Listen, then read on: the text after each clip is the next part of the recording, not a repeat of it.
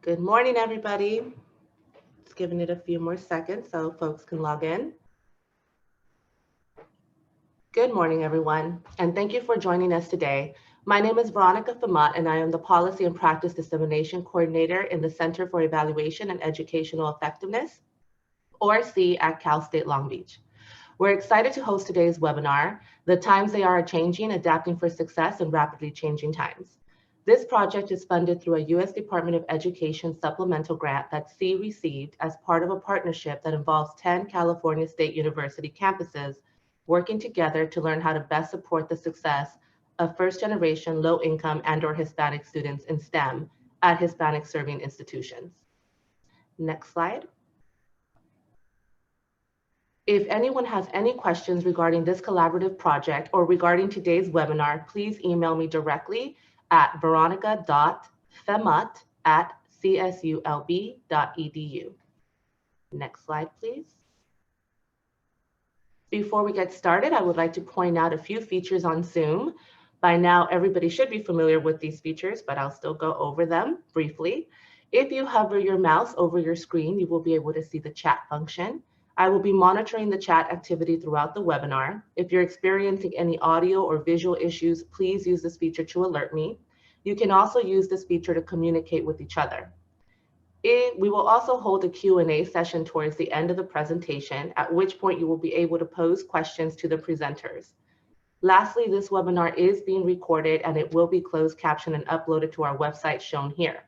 Everyone who registered for this webinar will receive an email with information on how to access the recording once it is available. And now I would like to welcome our first presenter, S.K. Ramesh from Cal State Northridge. Ramesh, take it away.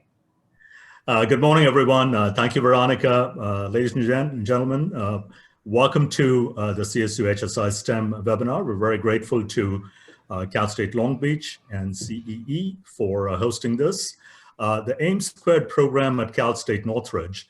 And today we thought we would talk to you about how we've adapted for success with these online modalities and the virtual environment. But first things first, AIM² stands for Attract, Inspire, Mentor, and Support Students. And symbolically and literally, it's all of the above, as you're going to hear from me, as well as my fellow panelists, whom I'll introduce to you in a minute. So this program is supported by the U.S. Department of Education. It is a Title III Part F Hispanic Serving Institutions STEM Articulation Program grant that we received in 2016. And it's a sequel to a grant that we received earlier in 2011. So we're actually entering the 10th year, a decade of AIM² as we go forward. So our fellow panelists today are Amy Foote. Amy Foote is a director of the MESA program in the College of the Canyons, one of our partner institutions on the grant. Ms. Josefina Godinho, who provides student services support, and as I like to say, the public face of the AIM² program here at Cal State Northridge. Ashley Coonley, who's one of our outstanding students in the cohort, as well as a peer tutor and mentor. And last but not the least, we have Professor Kay Howe, who is a faculty mentor in the AIM² program. We have about 10 faculty mentors, and she's a professor of civil engineering and construction management. Now, they're not all going to speak in the order in which I introduced them, but those are your panelists as we go through today's presentation. So, a quick overview of our program. AIM², as I told you, began in 2011 with our first grant, an HSI-STEM grant. At that time, I was actually serving as a dean of our College of Engineering and Computer Science, and I was very concerned about both the challenges that transfer students were facing when they came to our college, as well as the graduation rates that we saw for underrepresented minorities in engineering and computer science. So we set out looking at how can we close the equity gaps, how can we shorten the time to graduation. Our initial partners on the 2011 grant were Glendale Community College and College of the Canyons. And we said, let's build a model that is a cohort-based model. So regardless of what discipline you come in, and you can see in the bottom of the chart, all the departments in the college are represented from civil engineering to mechanical engineering. Regardless of the discipline you come in with, we wanted to ensure that students had access to a mentor, that they had support through tutoring, mentoring, and so forth. Then in 2016, we extended this to include both transfer as well as freshman students at Cal State Northridge. And we also have very close partnerships with the College of Education at Northridge, which provides the assessment and evaluation help. And we work closely with faculty in the College of Science and Mathematics. Some numbers for you. The initial grant had about 250 transfer students that we supported. In the current grant, we are currently serving over 500 freshmen and transfer students, almost double. And by the time we are done in 2021, it would be triple the number of initial students that we supported with the original grant. So what is the grant all about? So in the bottom, you can see our website, and you can look at that for more information. It's actually got archival information going all the way back to the inception of the grant. First and foremost, it is about providing support for students so that they're successful academically, both in class and out of the class. And as most of us recognize, faculty and staff play a critical role in student success. So we wanted to ensure that we had a strong, pure environment for faculty and staff to support students as they went through our programs, namely in engineering and computer science. Keep in mind, transfer success was one of the original objectives. So we started to work very closely with our community colleges, both to close the articulation gaps, as well as to ensure that students coming in to our program were adequately prepared for upper division. So this is one way by which we could accelerate their time to graduation and close the equity gaps. And as you think about the majors in the College of Engineering and Computer Science, many of our students go to work in industry because we prepare them for professional practice through our ABET accredited programs. Some of them go on to do research and pursue graduate studies. So it is very important for us to prepare them for career success. So having them participate in events like TechFest, a biannual event with resumes and mock interviews and so forth, really help the students become more successful. Perhaps one of the strongest aspects of our program has been the participation of students in undergraduate research. And you'll hear more about this from the panelists as the webinar goes on. We engage typically between 25 and 30% of our students in active undergraduate research projects. So in case you're wondering how we've adapted to online modalities, at the moment we have 9 projects, and the projects range from reducing corrosion using green inhibitors, looking at reverse engineering a camshaft for a Harley-Davidson engine, sensors, projects on programming, where we work with the Jet Propulsion Lab, creating a new language called Proteus, because for space applications, you really need to have high accuracy. But when it comes down to it, when you think about research, as engineers and computer scientists, we do a number of fundamental things. We design, we build, we model, and we test. So in our virtual modalities, we've replicated almost all of those aspects. So students can design, they can model, they can even test, and as well as build. So there's modeling software that is used like MATLAB and Simulink. There's access to virtual modalities through Zoom where they can collaborate with fellow students. And yes, they can actually build some of these circuits too as they go forward. And you'll see a few examples as we go on. The sixth and final objective, is time to graduation. So we're really proud of this because all of this happens through the collaboration that exists across the team of institutions, the team of programs, as well as the faculty and staff across Cal State Northridge.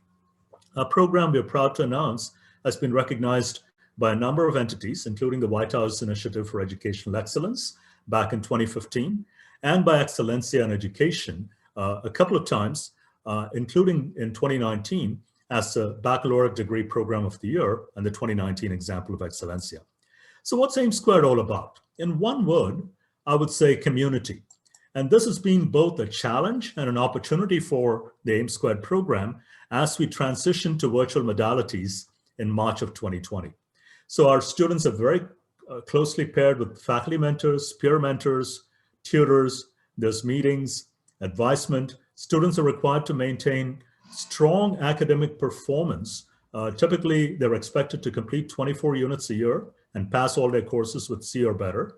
In reality, about 80% of our students in the cohort actually complete about 30 units a year and do really well. Then when you think about services and programs, Incidentally, that's the president, Dr. Diane Harrison, at our annual symposium with one of our student research assistants, Christian Mariscal, talking about his project. So we have a very public forum where our students get up and make a conference-like presentation. All of this is going to happen virtually this coming April because we have the technologies. Our students, again, being in the STEM fields, can in fact demonstrate how we've used the technologies to adapt to these virtual modalities. At the same time, we are preparing them for careers in industry, in government, as well as if they want to pursue graduate school. So lots and lots of interesting programs. And the key challenge for us is how do we maintain this sense of community as we go to this online format. So you're going to hear more about this in the next few minutes from each of the panelists. But I want to finish my remarks with a couple of key metrics: persistence, completion rates, completion of gateway courses, increasing degree completion for underrepresented students as well as Hispanic students, and fostering positive career outlooks. We've successfully accomplished all of this, and I firmly believe this is due to the sense of community that we've built over the last decade, which I believe is going to continue over the next decade, given the institutional practices that have started at CSUN. As a matter of fact, CSUN has now started a peer mentoring program. There's a C-Symposium program where undergraduate students across the university present their research. So this, and for a lot of other reasons, was why we were selected as a 2019 Example of Excelencia. So with that said, I'm going to turn it over to my colleague and fellow faculty from Civil Engineering and Construction Management, Dr. Kay Howe, who's going to talk to you about how she has adapted with her students to make a difference in their lives. Over to you, Kay. Thank you, Dr. Ramesh. Hello, everyone. My name is Song-In Howe. I'm faculty mentor of M-Square program. I'd like to start sharing with you my experience conducting virtual research project. This semester, we started the virtual environment, and I was thinking, how am I going to host a project with students in fully virtual environment? In fact, the topic that I share on the slide, analysis of joint ground motions and its application to earthquake early warning system, the process of selecting of this topic is actually no difference to any other research projects. Choosing and define the topic of interest, to define the area of the study that we want to conduct are just like all others. And since many years ago, when we have the online research, online resources, we have actually been starting searching all the informations, backgrounds, or the published research online already. So that piece doesn't really get too much in the process. But the part where initially these projects were planned, including a lab conduction, so the student can go into the lab and perform the experiments, starting from learning the setup, using the instruments for the motion recordings. Those pieces will not be able to be conducted anymore. In that case, how can I host the projects so the student can still have the experience and learning the research skill, expose them to this extra curriculum activity? So I realized that, in fact, there is a COSMOS, the Center of Engineering Strong Motion Data, which a collection of a globally instrumentation programs. So they actually have the real earthquake data recorded and shared from all over the globe. So that way we can eliminate the reliability of the sources. We can eliminate lots of unknown parameters, uncertainty of the data that we will be using. So the group can focus by applying statistical mathematical techniques to understand how often the incident happen. For example, one thing that I learned is this project can only conduct it virtually. We meet in group via Zoom. And as the group student I have this semester are 3 students, so I can focus on each individual performance and how much they learn the experience from online searching for the informations, how they interpret the information that they got, how they get all the experience.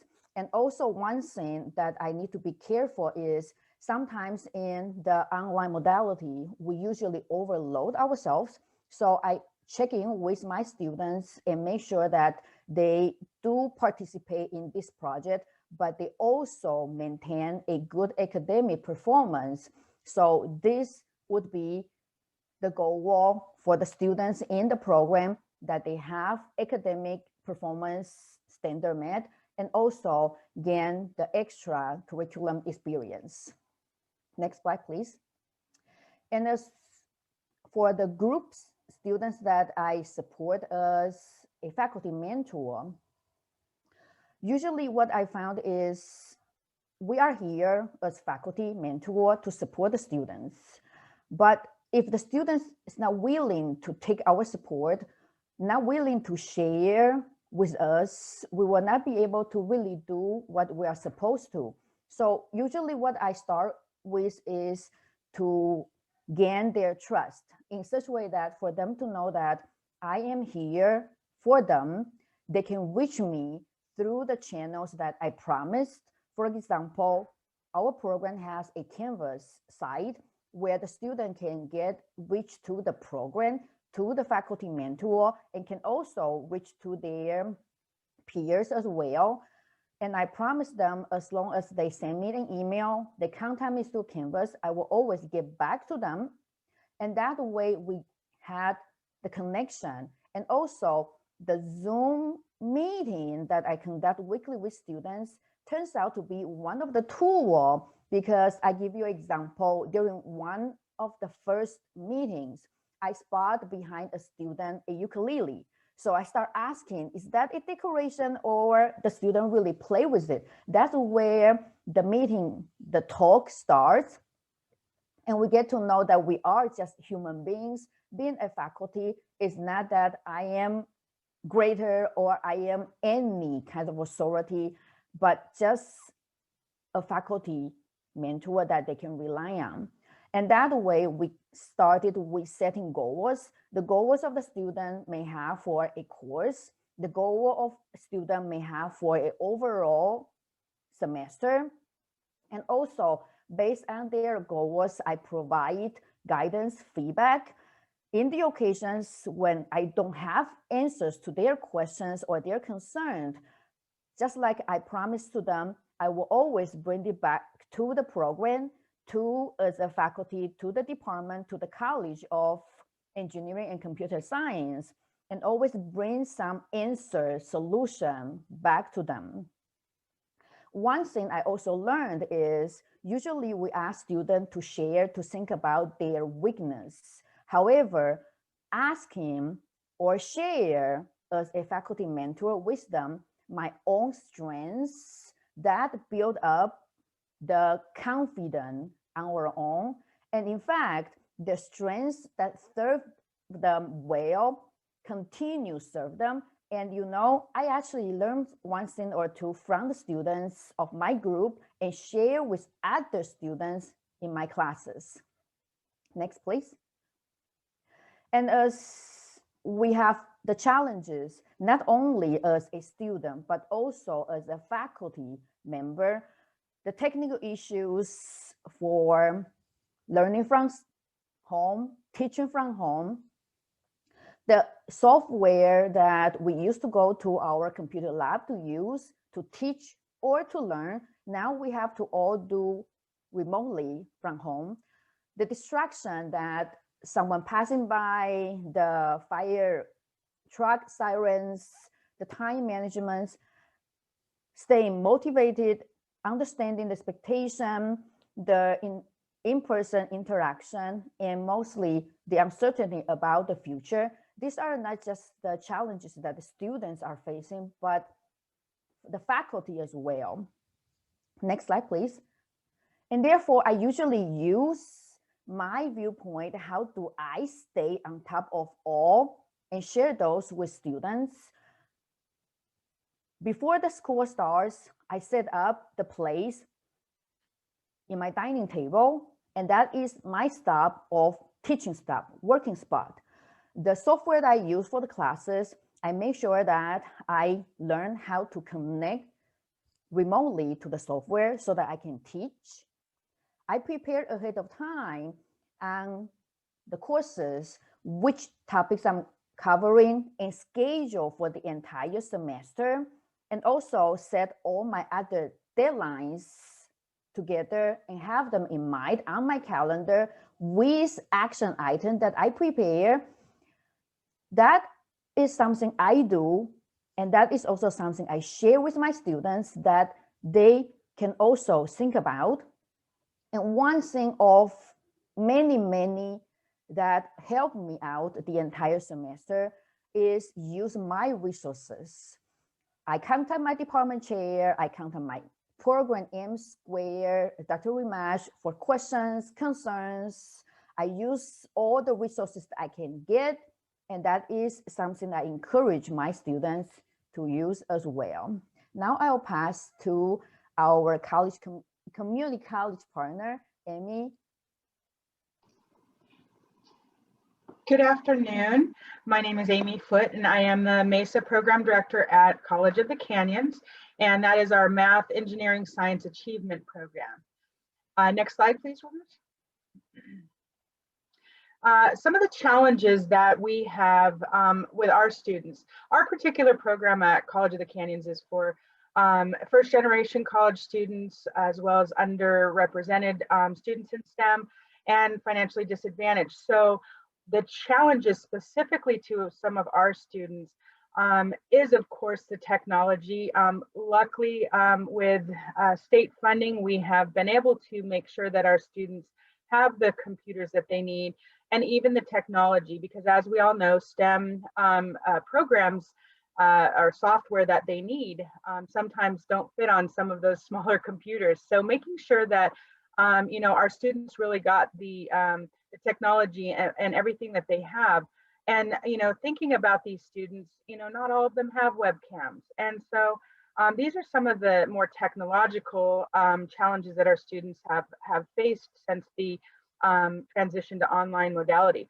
The other is the space to study. Many of our students, as we know, have families, or especially for a community college, many of our students still live with their families. They're not in dorms and so forth. So space to actually study is a huge issue for many of our students, finding something away from their siblings and their parents passing behind them, and maybe they share a room.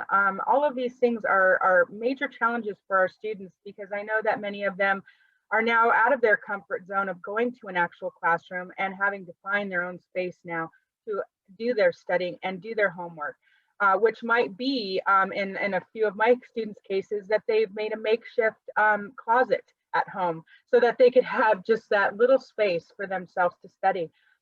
Some other challenges are our online assessment tools. They're not perfect.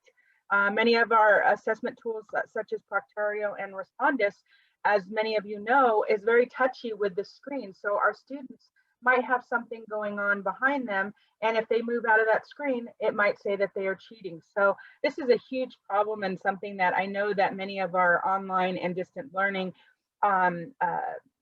community is working on to try to perfect those. Along with those technological and spaces to study and all these things, the onset of the emotional stress of the comfort of being in that classroom to now having to try to find that space so you can, the emotional stress of dealing with having to take care of their siblings and do the at-home teaching for their siblings because maybe their parents can't do that because they are working. That emotional stress of maybe having to take on an extra job. These are some huge challenges that our students are taking on right now and have been for the last semester. Missing the support systems, whether it be resources on campus, missing their peers, professor interactions. You know, I know many of you, as we sit here on a webinar and Zoom, many of you teach to little black boxes. And sometimes that's very difficult for not only faculty, but also for our students to connect. And you know, many of it is because some of our students may not have that camera, or maybe in their car listening to you lecture. Also missing teammates and affiliated groups. This online modality, you know, is an isolating phenomenon that we're having here. Many of our athletes are struggling as well, not being able to, you know, have that team camaraderie. Also missing opportunities to gain those skills in the classroom through, and also through campus activities.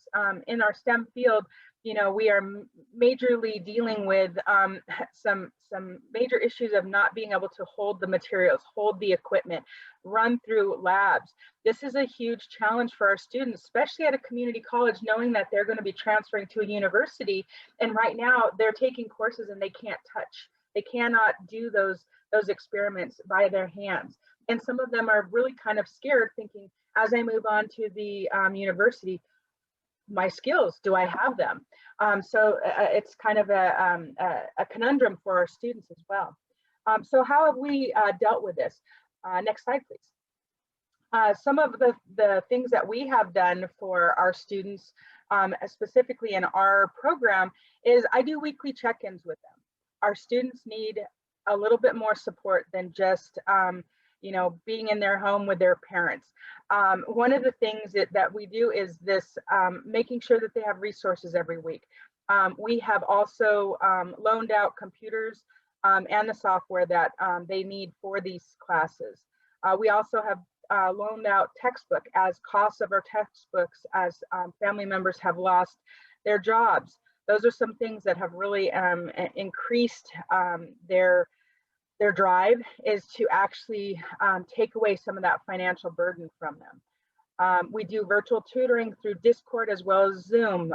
We have a suite of peer mentors, as well as we do these academic excellence workshops where the students are all in a particular course with a particular instructor. And we have facilitators that speak with the instructor. They make extra practice problems for these students. They meet with them twice a week to help them become experts every week on the topic that is being discussed in their class.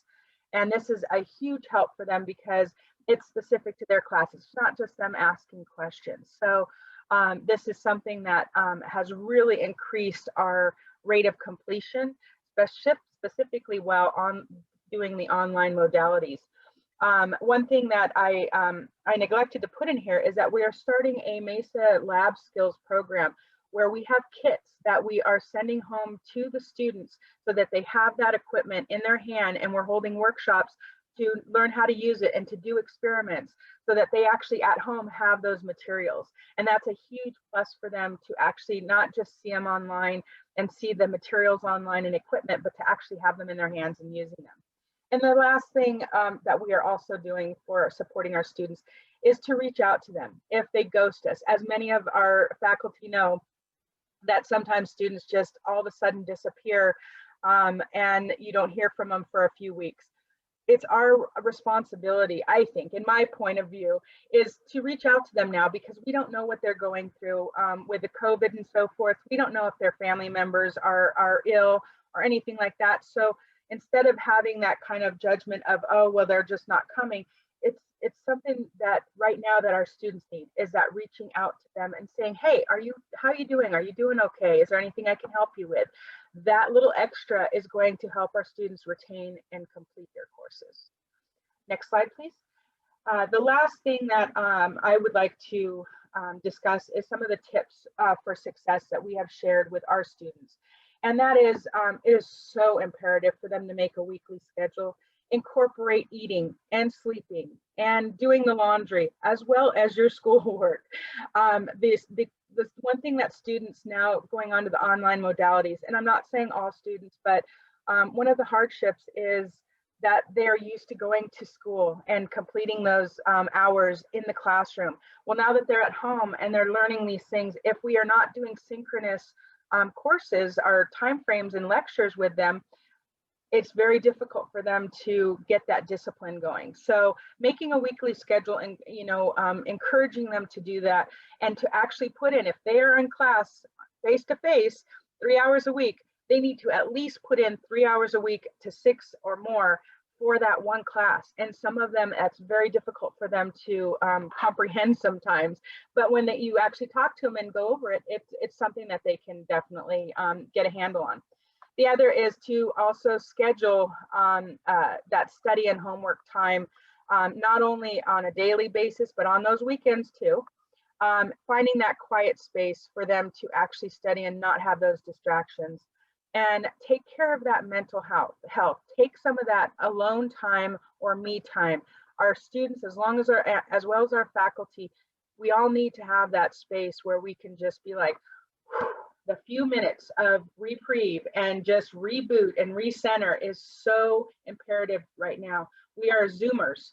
We are Zooming 24/7, it feels like. There is no time frame of work anymore. So in order to hold on to not only our own sanity, that mental health and taking that time is huge.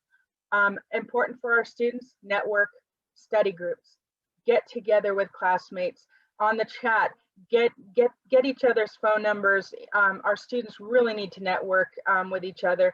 And I believe attending office hours right now is huge for our students. And I do believe that with this online modality, we might be seeing a little bit more interaction with our students because they're not in person. And it kind of gives them that screen of protection, not having to be face-to-face. So I really encourage our students also to attend those office hours to ask those questions that they can't ask on a face-to-face basis.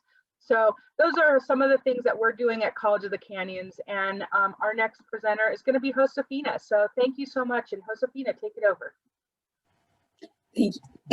Thank you, Amy. Once again, my name is Josefina Godino, and I am the student services support coordinator for AIM Square. And today I'll talk about changes that the program had to adapt to continue to offer services to students in the program. So when we first learned that we needed to switch to online modalities, we wanted to keep our services as close as possible to the service that we offer on a face-to-face environment. Then we switched to virtual office hours. We offered support groups on Zoom where students learned from each other how they were transitioning to the online modalities. We also had virtual webinars available to all the students in the program.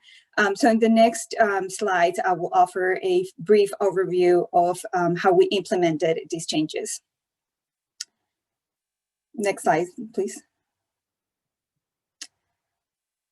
So here's a list of all the different virtual webinars that we offer for students. We started early in April, all the way through the summer and early in the fall semester. Like I said before, all of these webinars were available to all the students in the program, and with some of them available to also students at CSUN outside of the program. Next, please. Okay. So Dr. Howe and Dr. Ramesh mentioned the research programs that we do with the students, the opportunities that we offer for students. So on an online environment, we, like I said, wanted to keep this opportunity available for the students. And in the summer, we launched a pilot 100% online research program with 4 projects, 10 research assistants, and we run the program from June 1st through August 7th. During this time, we had a couple of check-in meetings with the students where we learned about how they were doing in the program, any challenges they were experiencing, and based on the feedback, we continued to have the research program available during the fall and spring semester. We currently have 9 projects with 19 research assistants, 7 of which come from our partner community colleges. And we plan on running we've been running the program since September 15th, and we plan on ending it on May 31st with our annual symposium being also online in April. Next. So Amy and Dr. Howe talked a lot about different challenges that the students are experiencing. And some of those challenges have also been mentioned to our peer mentors. So I have to say that our peer mentors are a very important component of our program, and it is through them that we learn what students are experiencing, the challenges that they are facing, and it is through the peer mentors that we are able to help students. So right now, our peer mentor program, we count with 17 peer mentors, and this position is a paid position. They work up to 10 hours a week. We also have 5 alumni mentors who at some point were part of the AIM Square program, and they volunteer their time to support students in our program. We have 110 mentorships, and our peer mentors communicate with our students regularly via video chat, text, email, and or phone. And of course, pre-COVID, students also met in person. Next. So some of the expectations that we have in our peer mentoring program is for our peer mentors to provide mentoring to current cohort students in all areas of student services, offering help in identifying resources or other programs, share with students their experience, how they are managing their majors in computer science and engineering. Our peer mentors also attend training sessions at the beginning of this academic year, as well as monthly meetings where we address any questions, any concerns that they may have about their mentees. Our peer mentors, like you will hear from Ashley next, they also participate in AIM Square events. They participate in peer mentor panels during the new student orientation. They also facilitate workshops and also participate in outreach activities for prospective students. Next. So once again, how we monitor student concerns and how we ensure that students are being listened to or that we know about the challenges that they are experiencing is, again, with the help of the peer mentors. So we also work in collaboration with the Mentor Collective program, where once the peer mentors meet with a mentee, when they have conversations, they log those conversations. They are confidential, but if at any time a peer mentor mentions anything that could be of concern for the student, for the mentee, the Mentor Collective program sends an automated email to us, and we reach out to the peer mentor to learn more information about the student's concern, and we provide additional guidance, maybe refer the peer mentors to additional resources, and depending on the concern, we also reach out to the student to learn more about the situation and to be able to offer additional guidance and support. Next. Okay, so another important service that we offer in the AIM Square program is tutoring services. Our tutoring is available only to students in the program. And with the online modalities, we reached out to all of our tutors to be available via online video chat or text messages, emails, and we let the students know. So our tutors provide tutoring in the areas of chemistry, physics, math, engineering, and also general education. So how it works is if a student in the program is in need of additional support in a specific course, they go to a program website, look at the list of available tutors and the subjects that they are able to help with, and send out an email asking for availability, and they need the peer tutor and the student's convenience to study for the class. This semester, we also launched a group helping session where one of our peer tutors is available to provide tutoring in a group setting on a weekly basis, and it is available to the students in the program and also students at CSUN who might be interested in joining the group session. Next. Lastly, I would like to talk about some of our outreach activities that we planned this semester. So we had a virtual open house, and it was available to all the students at our partner community colleges who registered to attend this event.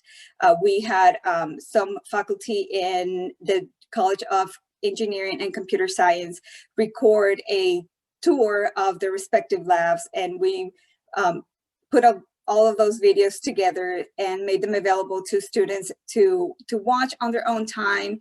And then we had a live session with a peer mentor panel where students had the opportunity to ask questions pertaining to the lab tours, or any questions they may have about the transfer process, about the peer mentors experience being a student at CSUN, how the peer mentors transition from the face-to-face to online environment. And it was a really great opportunity for students at the community college level to learn more about the AIM Square program and also CSUN. So on that note, I would like to pass it on to Ashley. Thank you, Josefina. I am Ashley Coonley, and I am the student peer mentor perspective of this transition to virtual. You can go to the next slide. So for students, the three biggest things that I think we have to deal with are, they're all linked together, which is just general feelings of anxiety and frustration, the lack of social interaction, and Zoom fatigue. So outside of having all of these distractions and trying to set up this space that we can work in that Professor Howe and Amy mentioned, is pre-COVID, we were able to go out and participate in activities that weren't related to academia. And that was our de-stressor. And because we don't have that anymore, we're taking all of this extra anxiety and stress into our classes. And one of the things that we used to do when we were on campus was we would be able to talk to the other students while we were waiting for professors, or if the professor was even there or after he left, and we would be able to kind of, I guess, complain to each other. We could talk about the way a quiz was graded, or if an assignment felt that was due too soon, or if we were prepared to take an exam or not. And even though it might have been only 5 or 10 minutes, it made a really big difference. Right now, I've been telling my mentees to try to add GroupMe or Discord channels, which help, but as we all know, like, it doesn't necessarily replace the in-person communication. So it's still important for us to reach out to people, but you know, there's only so much we can do. And then as far as the Zoom fatigue, I think everybody is feeling this, but especially with students. As Amy mentioned, a lot of us are working. I myself have a son who's in daycare who has mandatory Zoom meetings every day. I have other Zoom meetings. I meet with my mentees. So there's just there's a lot of Zoom going on, and we can tend to check out in our lectures mentally.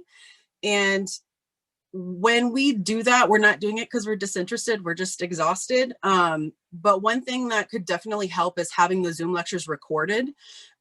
When teachers aren't recording their lectures, we have to kind of decide when we're in the class if we're going to write down everything that's on whiteboard or on the slides, or if we want to pay attention to what the teacher is actually talking about.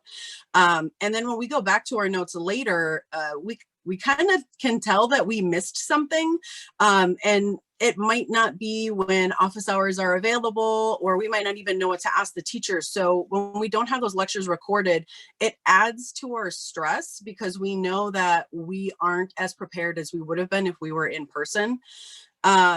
One of the things I tell my mentees to do is to try to find software where they can record the lecture themselves and use that as a study material. But that's not always the case. Sometimes we have technology that's just fine with with being in the Zoom lecture, but asking your computer to be in the Zoom lecture and record requires a little bit more work from your computer. So not everyone can do that. The other thing is, if something happens and you have to step out for 5 or 10 minutes while the lecture is going, you kind of have to rely on other students. And a lot of us don't know the other students in our classes. And sometimes the chat is actually disabled. So we can't type in the Zoom chat to other students or individually message students and ask them if they can send you their notes. So that's another place where Discord or GroupMe can come in. I wanted to talk really briefly about the research experience. So I'm also an undergraduate research assistant. I did the summer research and I'm doing research now. Over the summer, I worked on renewable energies, and my specific task was to look into the power output of solar cells. So I worked on creating a model in PSpice for a single cell, worked up to some strings and then a whole panel, and what different conditions would do to that power output. And then that connected to what my partner was working on, who was doing battery storage. And then this semester, I am working on numerically modeling the heart. And we're this semester we've done a lot of research. So next semester we'll be moving more from the reading aspect and looking up papers and reading more books to the MATLAB part. So I've done a lot of extra book reading, but it's been a really great experience, and I appreciate that Eames has offered this virtually because I live really far away. So if that wouldn't have been virtual, I don't know if this is something I would have actually been able to do. One of the things that I've really learned from my mentees is that they're extremely resilient. They have come into the CSU system, so they're all transfers this semester. They've kind of come into it a little blind. They don't know any of the students that are in their classes. A lot of professors don't have their cameras on, so they don't even know who their professors are. They are a little shy about joining things like Discord channels. What I've been doing is giving them as many resources as I can. Whenever they ask for help, I definitely send them whatever I know about, or I'll send them to Josefina. And they've been doing a really good job of actively pursuing their own success. So they will follow through with these resources. So, you know, I'm not sending them something and they're just sitting on it and expecting me to do the work. They know that they have to put in the work, and they're definitely putting in that work. You can go to the next slide. So my tips for success, these are the things that I tell my mentees. I'm also running a transfer group at CSUN, and I tell them the same thing. But there are some things that faculty could do as far as helping us with these things. So Professor Howe and Amy definitely talked a lot about setting up their own spaces. Sometimes students, even though they might be helping a sibling or parents with their workspace, but sometimes they forget about themselves. So maybe just a reminder the first week of the semester that they can set up their own space and to just have the things that they need for the class in that space. Another thing is to encourage them to get a planner and learn how to use it. The CSU system had how to be an effective online learner module in Canvas at the beginning of this semester, which was very helpful. But sometimes when you're bunching a lot of these tips together, or these modules, it can be a deterrent. It was about a 6 or 7 hour module, but what might help is possibly just doing a module on planners, keeping it short but to the point, and it could be something that professors could add to their class Canvas pages. And that way they can try to more directly encourage students to use this. A lot of students have planners, but they don't know how to use them right. They turn them into calendars, and that's not very helpful. So having that tool would be really great, especially for the new transfer students coming in who usually come into upper division. And I think some professors assume when you're upper division, you kind of have things figured out already, which is not always the case. I also encourage the use of office hours. One thing that I would ask of faculty is to have their camera on during office hours. A lot of faculty don't have their cameras on during lecture or office hours, or they will have it on during the lecture. But when you have your slides going or you have whiteboard going, we don't see you anymore. And, you know, plus we don't really want to pay attention too much to what's going on in your background. We want to pay attention to what's on the screen. So it'll help with that connection, especially with those transfer students that are coming in and don't know who you are. I also tell my mentees to give themselves a break. But one of the things that one of my teachers did last semester that really helped me out was when we switched to virtual, he reached out to all of us and let us know that we could have 2 no questions asked late assignments. They could be turned in at 24 to 40 hours, something reasonable. But instead of having to explain, you had to make a trip to the ER, you're chasing your dog down the block, or whatever happened, it was nice for me to know, like, I could de-stress a little bit, knowing that I had that extra time frame to turn something in. And then my last point is not to overload themselves. So especially for transfer students, when they're coming in, we don't really understand how many units a lab is expected of us. The labs at the community colleges are not similar to the labs at the university level. Especially with engineering, they take a lot more time. I know last semester I had one lab class that took about 12 to 15 hours a week, just running all the simulations and putting together the reports. So one thing that faculty and staff could do is reach out to the students this semester and ask them what the time commitment was for those labs. And then for next semester, whether you're teaching the lab or the lecture, you can let the students in your class know, like, hey, last semester the students took about 6 to 9 hours to work on this lab. So that kind of will prepare them for that, especially because the first lab is usually one of the easier ones, and we might tend to take that experience and expect that for the rest of the semester, which is not the case. So that might be a good way to kind of prepare students for what they're really in for with these lab units. That's all I have, so I'm going to pass it back to Dr. Ramesh. Thank you so much, Ashley, Kay, Amy, and Josefina. Ladies and gentlemen, Murphy's Law, we have landscapers going right outside my door, so I apologize for the noise that you might be hearing, but this is a reality we live in. And one of the things that I wanted to share with you is some contact information about our program. That is our website, ecs.csun.edu/AIMS2.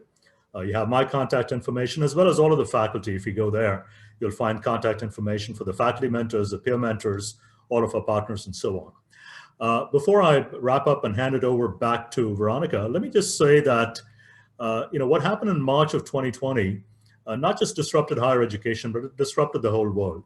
And I've had a lot of conversations with colleagues, with students, with faculty around the world over the past few months, where people are asking about what does the future hold? What is the future of engineering? And I tend to think about it as engineering the future.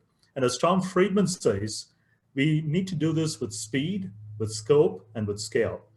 So I'm really, really proud of our faculty, our staff, and most especially our students. The resiliency, the grit, the determination, the persistence that Ashley talked about are such an integral characteristic, not just of our AIMS-Guide students, but all of our students in the Cal State system. All of you are listening across our system. Know that our students really care. Know that you care. And let me just say that perfect is the enemy of good. We don't have to be perfect, right? All we have to do is to try and do our best to support our students. And our students understand, our faculty understand, our staff understand.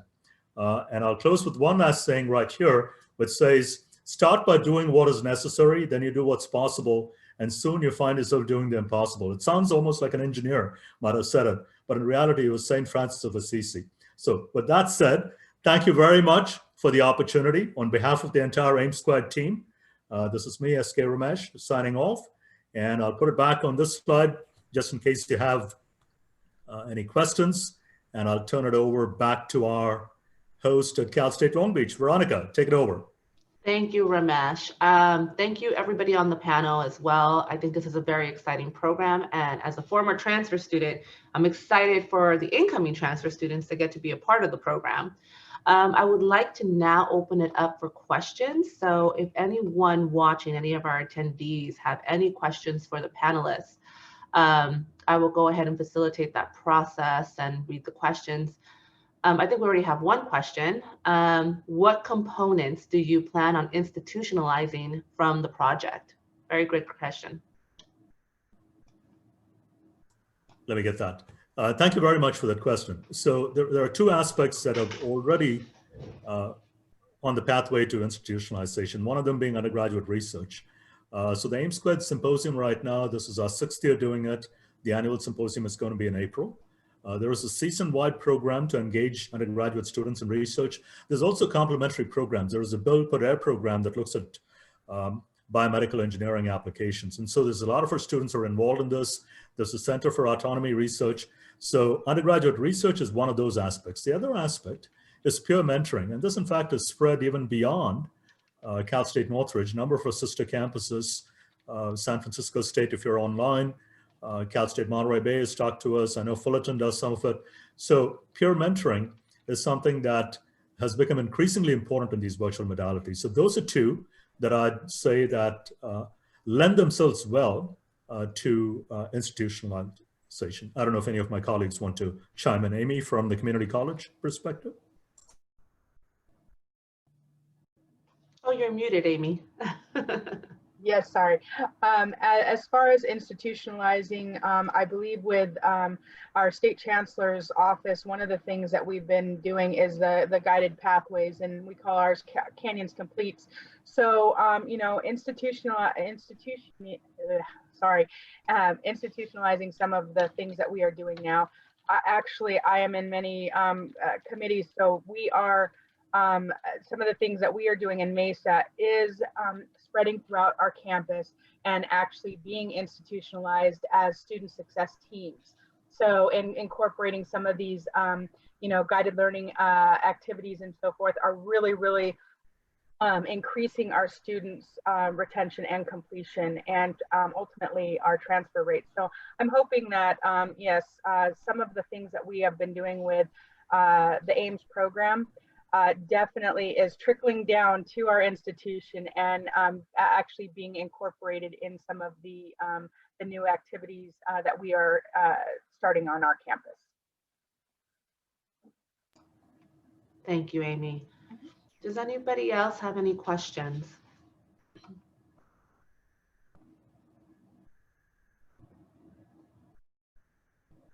We have a shy group today.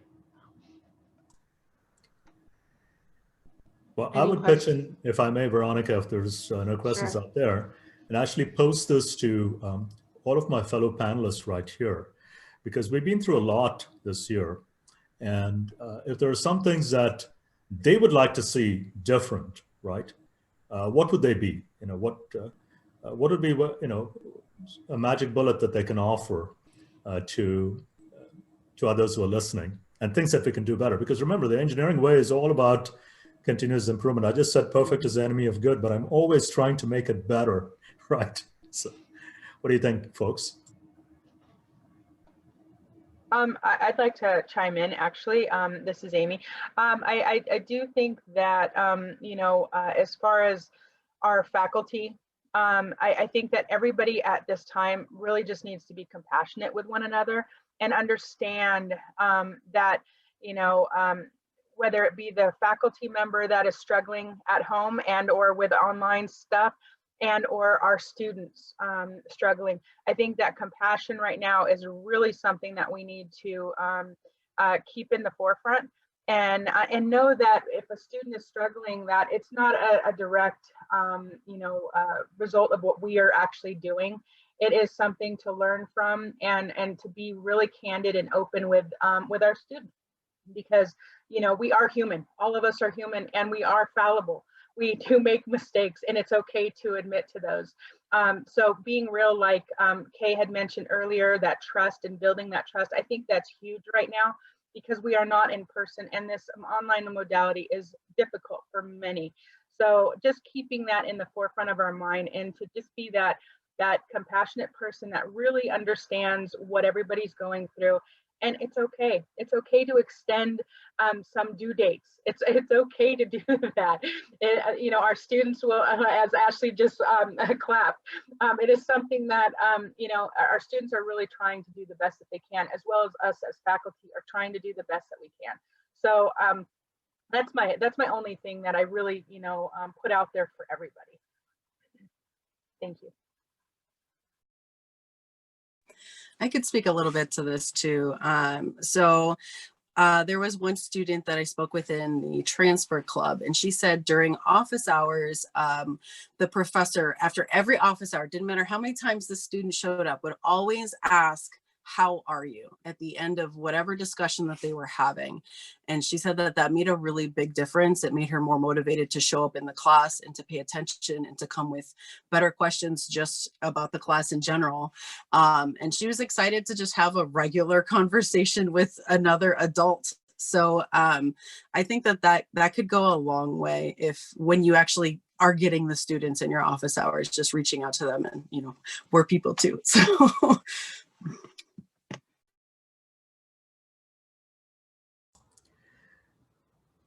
Veronica, I just want to say thank you to two very special people who make this entire program possible for our whole system. Beatrice Seja, who's the Division Director for the U.S. Department of Education HSI-STEM program. Thank you, Beatrice. And to our program officer, Dr. Stacy Slipchevich. These are amazing, amazing folks who care about the details, because as you heard from the faculty and the staff right here, being compassionate, being collaborative, being inclusive, being accountable, being resilient, being ethical, all of those things happen. And we can't say enough words of thanks to the Department of Education for the support that they provided, and they continue to provide us every single day. So I just want to record that for the webinar. So thank you. It is on record. Okay, well, it doesn't look like we have any more questions coming in, and I think that's a very good note to conclude our webinar. So once again, I want to thank our panelists for taking the time and sharing with us the great work that they're doing. So with that, I think we're going to go ahead and end this webinar. Thank you, everybody who joined in today, and have a great rest of your day. Thank you. Thank you, everyone. Be safe, be healthy, and happy holidays. See you in 2021. Yes.